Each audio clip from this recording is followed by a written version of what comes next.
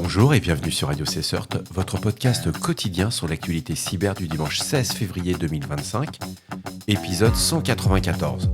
Je suis Marc-Frédéric Gomez, en direct du Berry, sous un soleil magnifique. J'espère que vous allez bien et que vous avez passé un bon week-end. Au programme aujourd'hui, je vais répondre à 3 auditeurs. Le premier, comment structurer une veille efficace sur les vulnérabilités Fortinet ? Quels outils permettent la surveillance du dark web et la détection de credentials compromis ? Et enfin, comment intégrer un SOC à votre environnement en exploitant pleinement votre EDR existant ? Sans filtre, sans censure, ça va être un petit moment sympa. La première question provient d'un auditeur qui réagit sur un épisode sur les équipements Fortinet. Message reçu mercredi 15 janvier à 11h57. Bonjour Marc-Frédéric, je suis un fidèle auditeur de Radio CSERT et je profite de l'occasion pour te remercier du podcast que je trouve toujours très intéressant et très à propos. Je n'ai pas véritablement de questions à proprement parler. Par contre,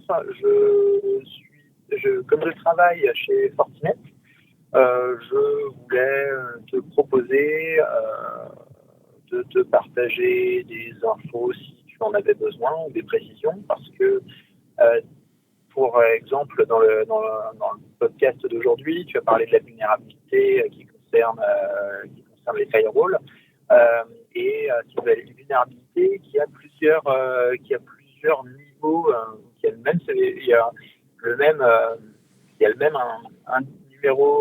même numéro à la même référence et c'est à peu de choses près la même campagne, mais elle n'a pas le même score sur les différentes versions de l'OS. Et comme elle concerne plus spécifiquement les interfaces d'administration, donc c'est effectivement une 9, en gros c'est dans le CVSSV3 c'est une 9.8 dans la version 7.0, mais c'est une version 6, c'est un score 6.5 dans les autres versions pour une raison, parce que la méthodologie d'exploitation n'est pas la même selon la version.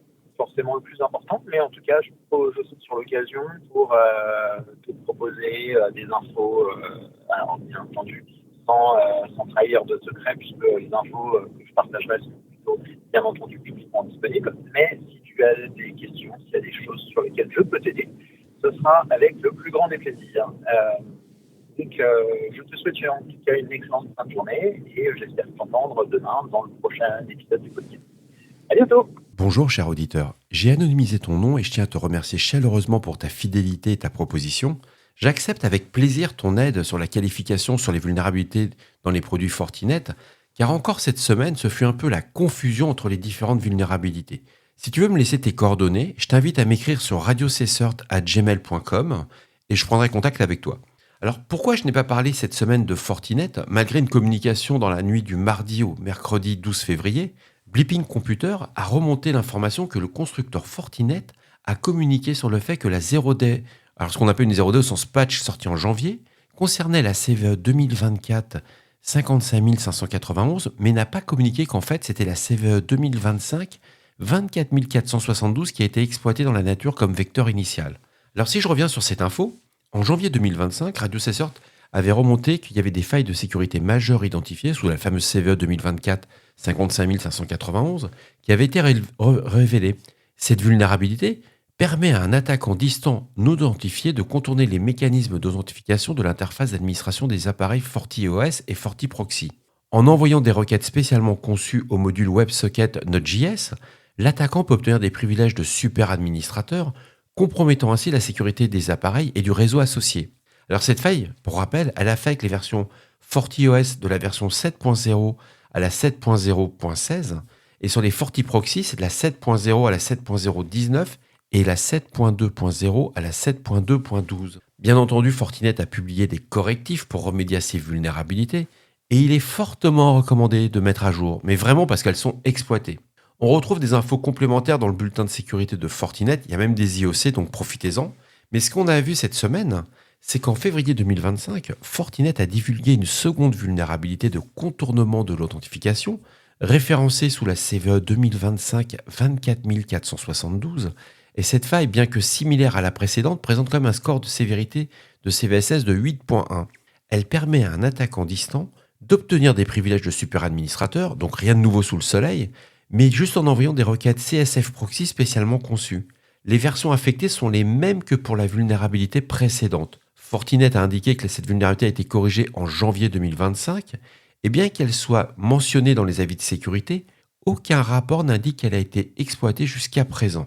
J'ai mis le lien dans la description de l'épisode, comme d'habitude, ainsi que l'article de Blipping Computer. Je vous invite fortement, si vous avez du Forti chez vous, à aller le consulter. Alors, la question qu'on peut se poser, c'est pourquoi j'en ai pas parlé. C'est tout simplement que je n'ai pas eu le temps de qualifier correctement l'info. Et je tiens à remercier Vlad pour son éclairage dès mercredi, mais la semaine fut bien chargée. Et l'objectif, c'est pas de vous sortir des infos tous les jours pour sortir de l'info, quoi. Quand je vous sors une info, c'est que généralement, je l'ai lue. Il n'y a pas de chat GPT, Gemini Co, Claude ou Mistral. C'est sympa comme truc, mais non, je lis quand même avant de balancer quelque chose. Donc cette question m'a amené à me poser plein de questions sur le fait une vraie question fondamentale, c'est d'avoir des contributeurs pour la veille, pour me permettre de partager des informations publiques avec un très bon niveau. Là, j'ai de la chance, c'est quelqu'un qui travaille chez un éditeur. Si vous souhaitez y participer, ça sera avec plaisir. Et si vous le souhaitez être mentionné ou pas être mentionné, vous me l'indiquez, ça sera le cas. Mon objectif, c'est pas de rentrer dans des polémiques, pas de rentrer dans tout ce qui est drama queen, comme on voit, tout ce qui est bashing. Ça n'a aucun intérêt. On n'a pas le temps. Nos journées sont beaucoup trop remplies pour aller là-dessus. C'est rigolo quand c'est le week-end, mais et encore, on a autre chose à faire dans la vie. Mais remonter des infos et des sujets qui vous intéressent, pour moi, c'est la priorité de ce podcast. Et à mon sens, le podcast a été la première pierre de l'édifice que je souhaite faire encore grandir. Et le fait de rajouter une newsletter, ça va nous permettre d'avoir encore du lien un peu plus important. Mais il manque quelque part, à mon sens, un endroit où on pourrait se retrouver. Et je verrais bien les lives, donc ces fameux lives que je veux faire en vidéo, pour pouvoir qu'on puisse échanger à chaud. Le tout est de trouver le bon créneau, le bon horaire. Mais je reviendrai vers vous au mois de mars. Et au mois de mars, je pense que j'aurai quelque chose à vous présenter d'assez sympa. Si vous avez d'autres idées, n'hésitez pas. On a mis le répondeur, c'est un bon début. C'est pas évident de laisser un message sur... vous allez le constater à travers les différents messages qui ont été laissés par les auditeurs. Il faut pas être timide, quoi. Il n'y a pas de questions idiotes, hors sens. Ça n'existe pas. Si la question vous met mal à l'aise, vous le dites à la fin, je posais cette question, mais je ne souhaite pas être diffusé. Et puis vous n'êtes pas diffusé, moi je la retravaillerai correctement. Mais j'envisage peut-être un outil, genre un Slack, avec un accès restreint. Je n'ouvrirai pas au niveau grand public pour ne pas être pollué, pour pas avoir tous les haters, les drama queens et compagnie. Moi, mon objectif, c'est qu'on partage de l'info, comme je le fais actuellement dans mes réseaux d'équipes de réponse à incidents, et c'est ce qui fait avancer. Mais si vous avez des idées, je suis preneur, je suis prêt à tester avec vous. Il n'y a pas de mauvaise idée au départ. Peut-être qu'on se rendra compte que ça prend trop de temps, que c'est trop chronophage, mais je vous accompagnerai et je serai très moteur. En tout cas, merci encore pour ta question. J'attends tes coordonnées sur la balle de Radio Cessert, cher auditeur, et je donnerai, si tu le souhaites, ton nom, ton prénom. À très bientôt. Alors, c'est Émeric qui a laissé un message sur le répondeur de Radio Cessert. Bon, c'est vrai, je suis un peu à la bourre. Je vous ai laissé les dates exprès, etc. Mais t'inquiète pas, Émeric, j'ai lu ton message. Je te laisse poser ta question et je reviens juste après. Le message reçu mercredi 22 janvier à 17h35. Salut Marc-Frédéric, c'est Émeric Berendonner, je suis RSSI de Memority, un petit éditeur français qui fait de la gestion d'identité des accès dans le cloud. Ça fait un moment que je voulais t'appeler, et puis aujourd'hui c'est mon anniversaire, donc je me suis dit tiens, je vais m'offrir un petit cadeau, je vais appeler Radio Cessert. Et puis tiens, que soyons fous, je vais t'ajouter sur LinkedIn aussi, tu me connais pas, mais moi ça fait un peu plus de 4 mois que je t'écoute tous les jours et je te considère un peu comme un ami du coup. Alors moi je t'appelle aujourd'hui pour 2 choses. Alors la première chose c'est déjà pour te remercier du boulot remarquable que tu fais tous les jours, quotidiennement, c'est clair, c'est complet. Et puis je suis assez impressionné qu'il pleuve, qu'il neige, qu'il vente avec 42 fièvres à 2h du mat à Rennes ou 4h du mat à Monaco. Tu étais toujours là. Tu dors pas en fait, hein, c'est ça. Et puis le petit côté dyslexique et puis ton accent anglais à couper au couteau, moi j'adore, donc change rien. Puis la deuxième chose, c'est une question que j'ai à te poser. Je cherche en complément un service de veille qui me permettrait en gros d'avoir quelque chose d'un peu plus dédié à l'activité de mon entreprise. Donc on travaille dans les identités et les accès. Le but c'est de protéger les identités et les accès de nos clients.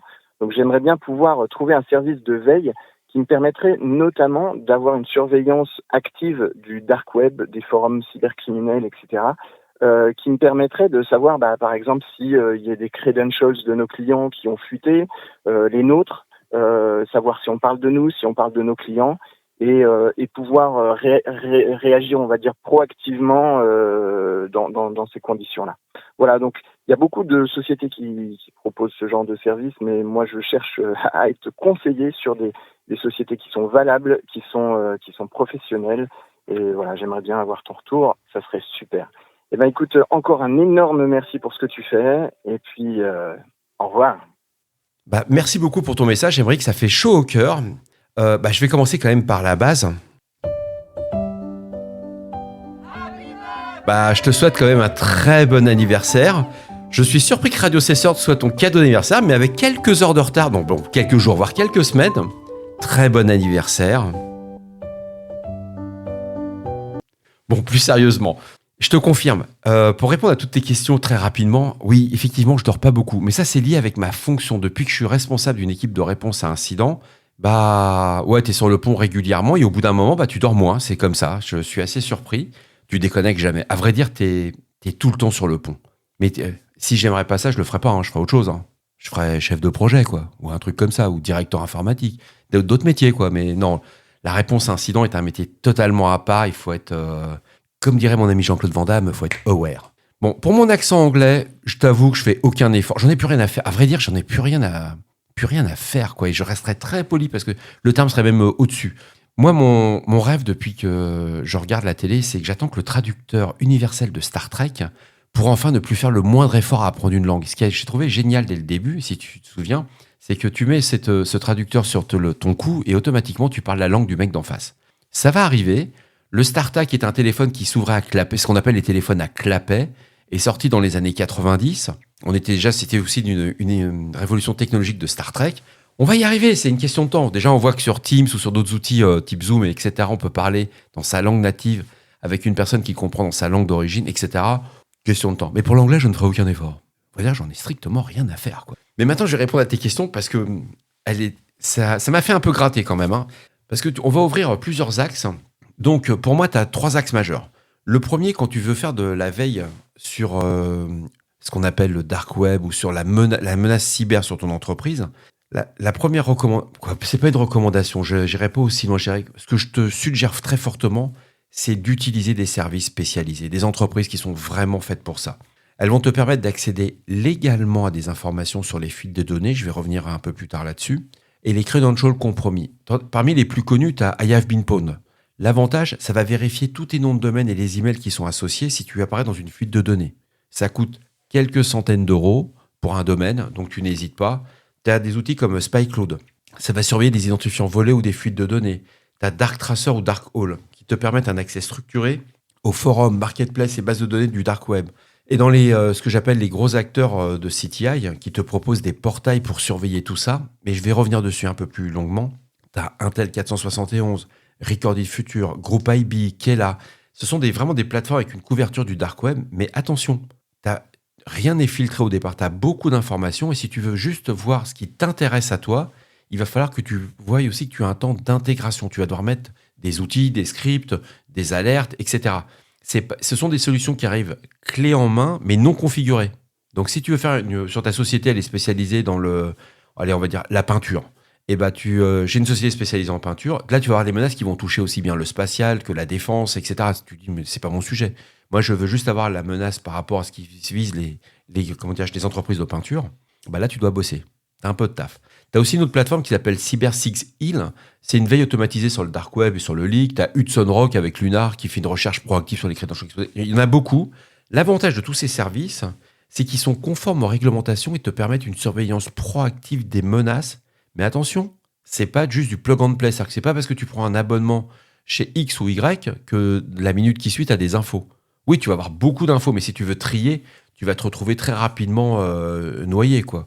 Un des cas concrets, sur un des acteurs que j'utilise, j'ai plus d'1 million de sources qui sont scrappées. Donc scrappées, ça veut dire qu'ils sont récupérés tous les jours.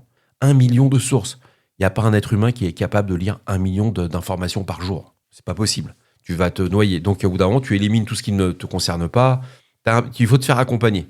T'es tout seul, à moins que tu aies de très bons analystes, ça va être un peu plus compliqué. Alors, le deuxième point, qui est réservé vraiment aux professionnels, c'est la possibilité d'avoir un accès encadré au dark web. Donc, l'accès encadré, ça veut dire quoi? Ça veut dire de ne pas prendre de risques juridiques. Vous n'allez pas avoir un coup de fusil parce que vous êtes sur le dark web. Vous pouvez le faire de la maison avec le PC de Madame Michu. L'accès direct au dark web est pour moi risqué pour un professionnel. Il nécessite des précautions pour une veille approfondie. La première chose, c'est l'utilisation de réseaux comme Tor avec des VPN et des sandboxing pour que tu puisses sécuriser ton accès aux forums et aux leaks des sites. Mais attention, tu vas accéder à de la matière qui a été volée, ça s'appelle du recel. Si tu récupères ces informations pour toi, c'est compliqué. Tu vas voir que c'est sur un plan professionnel. Moi, je te le recommande pas si tu veux continuer à être tranquille. L'automatisation va des crawlers. Tu as des outils comme Scrappy qui peuvent être utilisés pour extraire des données, mais attention, les données, elles sont sous copyright, sous droit d'auteur. Il faut faire extrêmement attention au niveau légal. Tu as le threat hunting actif, c'est la recherche de mots-clés liés à une entreprise ou à des domaines spécifiques sur des marketplaces et forums clandestins. Ça, tu as tout à fait le droit de dire, par exemple, sur Bridge Forum, je recherche ma société pour voir si elle apparaît un jour ou pas. Maintenant, le tout est de savoir quel est le niveau d'information et de fiabilité que tu vas donner à ce genre de choses. Le troisième axe, c'est la veille passive sur l'OSINT. L'OSINT, c'est tout ce qui est disponible sur Internet sans se connecter sur une machine distante. Par exemple, si tu prends le cas de Shodan ou de Sensis, tu vas avoir la détection des expositions accidentelles des équipements. Ça peut être des caméras, ça peut être des routeurs, etc. Tu as LeakX, qui est l'indexation des fuites en ligne. Alors, pour moi, le game changer, le tueur, c'est pas l'IA. Je suis vraiment désolé, c'est pas le truc à la mode. Parce que si je voudrais faire un truc à la mode, je te parlerais d'IA. Non, c'est les Google Docs. Tu prends les Google Docs, tu vas tout... Si tu as un petit temps d'apprentissage, mais une fois que tu as compris le truc, c'est une tuerie. C'est la recherche de fichiers sensibles exposés involontairement via des requêtes sous ton portail favori de Google. Ça marche, mais c'est juste génial. Après, tu as les GitHub Docs qui va identifier via des API, des clés d'API, les credentials exposés sur GitHub. Rien qu'avec ces deux outils qui sont gratuits, tu brûles un peu de fuel, mais tu mets une rouste aux outils qui valent des centaines de kilos euros. Bon, maintenant, il faut maîtriser un peu Google Docs, mais il y a plein de tutos. Là, tu peux vraiment t'éclater. Alors, je vais revenir un peu sur les aspects légaux et les précautions. Il faut voir que quand on travaille professionnellement, tu dois respecter les lois. Tout le monde, quelle que soit la taille de l'entreprise. Et l'accès illégal à des bases de données compromises est interdit dans de nombreux pays et tu peux être poursuivi. Alors tu vas me dire, ouais, mais si j'ai accès à une base de données ce sont mes infos à moi. Ça marche pas tout à fait comme ça. Discute avec, si tu as la chance d'avoir un département juridique, discute avec eux, ils vont t'expliquer.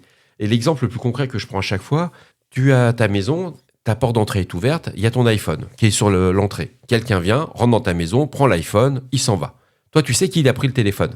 T'as pas le droit d'aller chez lui pour récupérer l'iPhone. Alors tu sais que et tu passes devant chez lui, sa porte est ouverte, le mec a une caméra, et tu dis, je vais récupérer mon iPhone. Bah non, parce que lui, il peut te poursuivre. Il va dire, mais cette personne est rentrée chez moi, c'est comme quand tu vas être connecté sur un serveur. Le serveur du pirate, qu'il soit russophone, chinois, iranien, ce que tu veux, quoi. Il appartient à une entreprise. Et lui, il peut dire, mais attendez, cette entreprise s'est connectée sur mon serveur pour récupérer des données, et quand tu récupères des leaks complets, ça va être très compliqué de dire non, mais il avait que des données de mon entreprise, j'ai rien touché d'autre. C'est pas vrai, tout ça, c'est mort. Vois ça avec un avocat. Moi, je le ferai pas. Il y a des entreprises spécialisées pour ça. Après, tu as tout ce qui va être l'identification et l'anonymisation de tes recherches.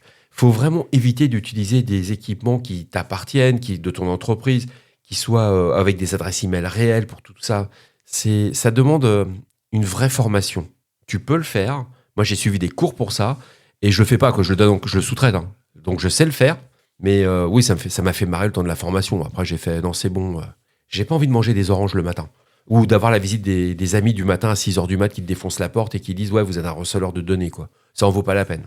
Après, il y a un autre point que tu peux aussi aborder, c'est la collaboration avec les CERT, les équipes de réponse à incidents, et les ciseaux de place. C'est vraiment une veille hyper efficace qui se fait en réseau avec des équipes de cybersécurité. Par exemple, on parle toujours de la société de peinture. C'est d'aller voir tes confrères. Tout le monde a le même problème. Le but n'est pas de partager des informations sur des clients, le but est de partager de l'info par rapport à la menace.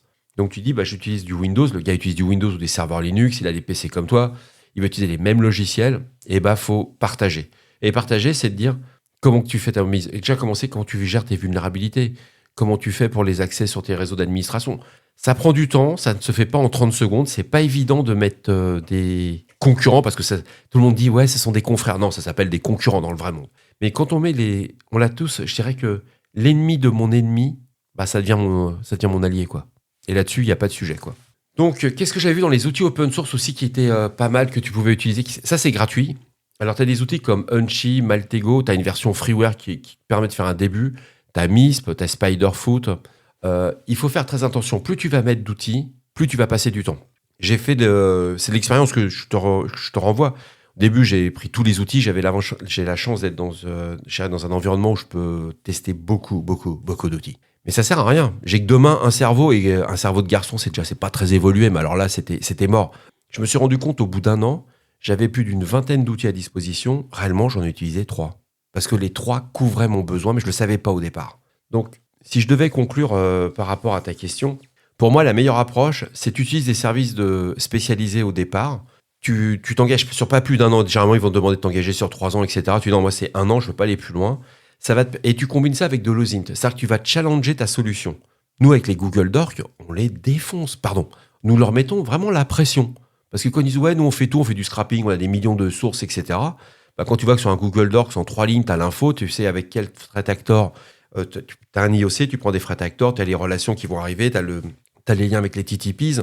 Bon, sous Google Docs, ça va assez vite. Sur tes portails, que ce soit de l'OpenCTI, du MISP, avec des records des futurs, des Flashpoint et compagnie, bah, tu vas voir que tu auras une grosse partie de l'info, mais pas tout. C'est juste une question de pratique. Tu vas monter en maturité et l'objectif, c'est pas de passer sa journée derrière une console. L'objectif, c'est d'avoir le bon niveau de granularité. Tu te lèves le matin, tu as mis tes alertes en place. Est-ce que j'ai des emails qui ont fuité? Est-ce que j'ai des credentials, etc. Voilà, c'est ça le bon niveau. Après, tout le reste, on se fait plaisir, mais c'est pas ça que recherche ni ton boss ni ton entreprise. Ce que ton entreprise veut savoir, c'est quand tu fais de la veille, c'est quoi la menace? Pourquoi on parle de nous? Parce qu'il y a aussi ce risque que j'ai pas abordé, c'est tout ce qui est menace médiatique. On l'a constaté dans les fuites de données, même dernièrement, il y a un gars qui dit qu'il a fait de la fuite de données du siècle sur EDF. C'était du bullshit, ça venait de chez LDLC, quoi. Et tout le monde, moi j'ai adoré, personnellement, je vous cache pas, tous les bonnets, comment dirais-je? Non, faut pas dire ça comme ça. Tous les influenceurs de la cybersécurité qui ont des milliards de followers ont fait EDF s'est fait poncer. Bah non. Et c'est grâce à ce genre de veille que tu vas commencer à avoir aussi un discours beaucoup plus prudent. Tu vas te rendre compte très rapidement que c'est pas parce que tu annonces que tu t'es fait poncer, à part quelques groupes où là tu es sûr que c'est le cas, que tu t'es fait poncer. Et ça, tu dois être en capacité après à vérifier. Dans ta veille, tu vas dire, attendez, il y a tel groupe qui le fait. On a eu le cas dernièrement sur aussi Atos qui avait eu une compromission. Non, ce qu'a fait le groupe de ransomware, c'est qu'ils ont vérifié, ils ont vu regarder le contenu de ce qu'ils avaient exfiltré. Ils ont vu le nom d'Atos, ils ont dit on a poncé Atos, alors que c'était hors sol. Ça n'avait aucun rapport. Voilà. Il faut que je coupe certaines parties de l'enregistrement, sinon je vais avoir des soucis.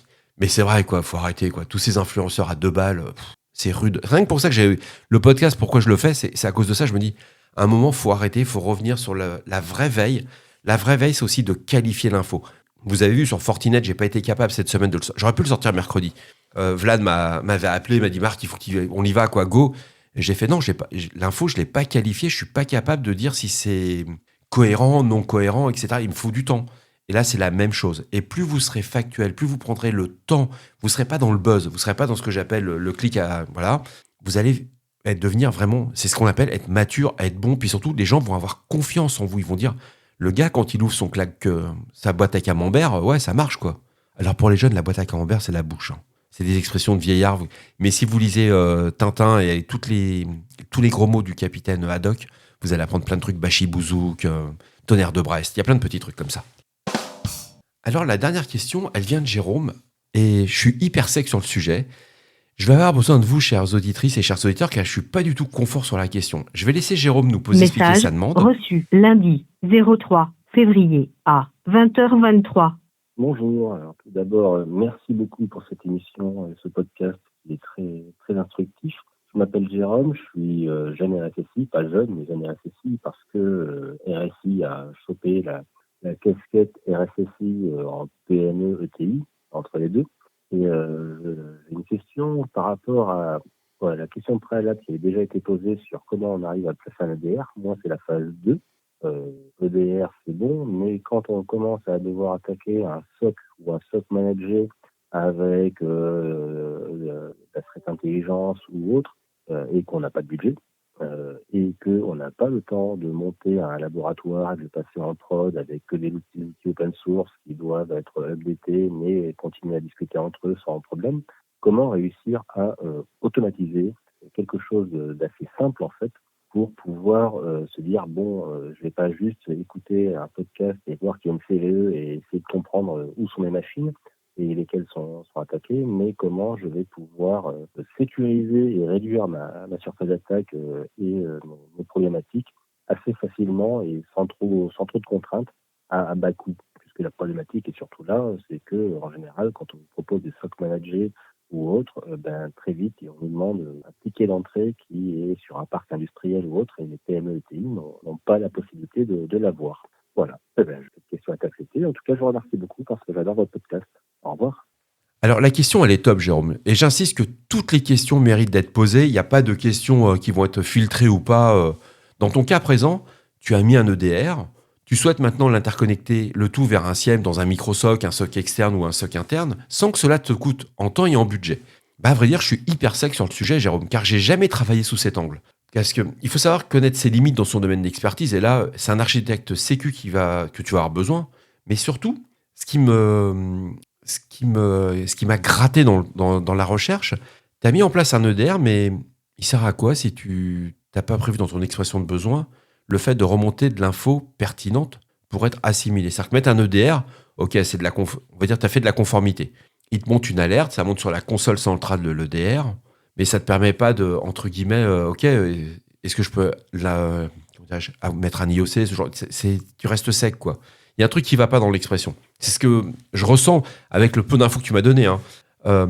Pour moi, l'infra que tu dois mettre en œuvre, ça va demander de la compétence, quoi qu'il en va, et aussi du budget. Ça n'existe pas, le côté... Je veux monter une solution qui fasse de l'EDR, du SIEM, et le tout que ça coûte pas cher. C'est pas vrai. Même si tu utilises que de l'open source, tu vas devoir passer du temps, et ce temps, c'est de l'argent. En plus, dans ta question, j'ai pas réussi à savoir si tu voulais faire de la détection, du blocage, de faire du micro-SOC avec, entre guillemets, juste observer ce que faisaient les attaquants. Et ça demande une expression de besoin au départ. L'expression de besoin, c'est ce qui coûte réellement pas très cher au départ, parce que tu es juste avec un papier et un crayon. C'est je mets un EDR au sein de mes clients, que ce soit des TPE ou des PME, qu'est-ce que je veux leur proposer? Donc généralement, quand tu mets un EDR, tu vas le mettre sur les endpoints, donc les postes de travail, sur des serveurs, que ce soit des serveurs Windows ou Linux, par exemple, et tu dis, bon, ok, qu'est-ce que je remonte comme info? Et le principal cas que moi que j'ai vu, que je vois encore, c'est qu'au début, tout le monde se met dans le mode je veux tout détecter. Non, c'est une erreur, ça. Au début, c'est de se dire, sur mes endpoints, je voudrais savoir qui va monter, par exemple, administrateur. Qui va passer du compte utilisateur à administrateur. Juste ce cas, bon, ok, tu prends ce cas-là, ça va faire ton premier use case. Tu es sur de la menace interne, donc tu fais une première famille. Menace interne. La deuxième menace, tu vas mettre au niveau interne, quelqu'un trouve une clé USB sur le parking. Ça fait toujours sourire ce truc, mais ça marche super bien. Vous n'avez pas idée à quel point. Quand vous faites de la red team ou vous faites du pen test pour vous marrer, c'est incroyable. Alors en plus, ils vous mettez une clé USB avec salaire. Il n'y a pas mieux, là, ils mettent tous le truc. Ils ont beau être prévenus, ça met de la clé. Bon, est-ce que tu vas bloquer les ports USB de ton poste? Est-ce que tu vas avoir quelqu'un qui va tenter, malgré que le fait que le port USB soit bloqué, de mettre la clé? Tout ça, ton EDR va le détecter. Tu vas le remonter sur ton SIEM, oui ou non. Ça, c'est toi qui décides. Tu vois, une fois que tu as ce cahier des charges, que tu l'as écrit, pour moi, Jérôme, à mon sens, tu vas arriver avec quelque chose qui va être actionnable ou pas, mais tu devras mettre un petit peu du temps, c'est du budget, faut arrêter. C'est pas parce qu'on va passer plusieurs jours, plusieurs semaines à faire une solution que c'est gratuit, c'est pas vrai. Tout ça, ça se facture, mais tu vas avoir par contre un super avantage. Une fois que tu as fait ton EB avec tous ces use cases dedans, ce qui va être mis dans l'EDR, dans le SIEM, etc., toi, tu vas pouvoir déployer toutes ces solutions auprès de soi, de ton client unique ou de ton entreprise. Mais si tu es un MSSP ou si tu bosses en tant qu'informaticien pour plusieurs entreprises, c'est que du bonheur. Tu fais le taf une fois.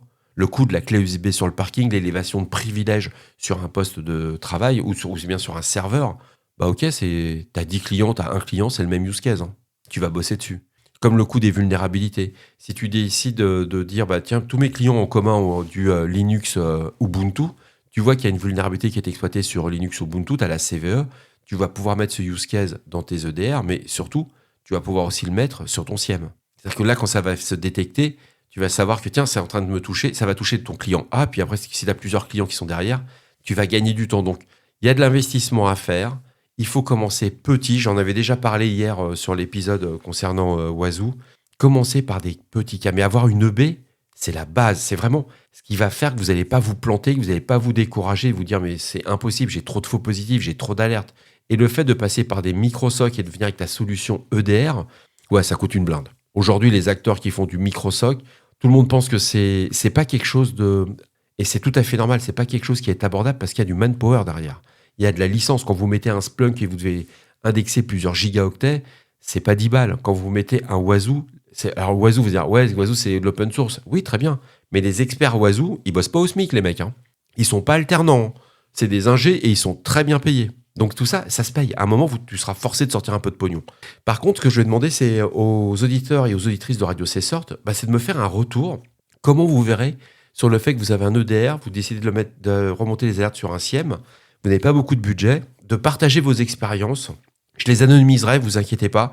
C'est juste pour savoir comment on pourrait aborder ce sujet en ayant une vision de celle de Jérôme, de se dire j'ai pas trop de temps, j'ai pas trop de budget, mais je veux arriver à ce niveau de maturité parce que j'en suis conscient. Et ça, c'est la bonne nouvelle. Je suis sûr que ça existe. Donc, vous n'hésitez pas. radiocessort@gmail.com. Je ferai un condensé des réponses. Je les anonymiserai à votre demande. Mais il faut vraiment qu'on bosse là-dessus, quoi. Mais je garde la question sous le coude. C'est hyper intéressant. Je vais en parler un petit peu en interne pour voir comment on pourrait voir sur les EDR. Mais généralement, devant toutes ces solutions, c'est du client. Il y a de l'intégration. Tu passes par des intégrateurs. Tu as des très belles entreprises comme e-tracing, par exemple. Pareil, j'insiste lourdement, il n'y a pas de collaboration commerciale, etc. Blablabla.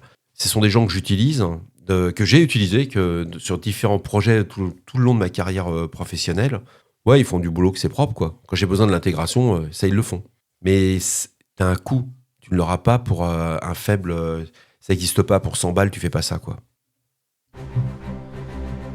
Et voilà, cet épisode de Radio C-Sort du dimanche 16 février 2025 touche à sa fin. J'espère qu'il vous a plu. C'était passionnant de répondre aux auditeurs. N'hésitez pas. J'espère qu'il vous apportera des informations utiles. Laissez-moi un message. Ne soyez pas timide.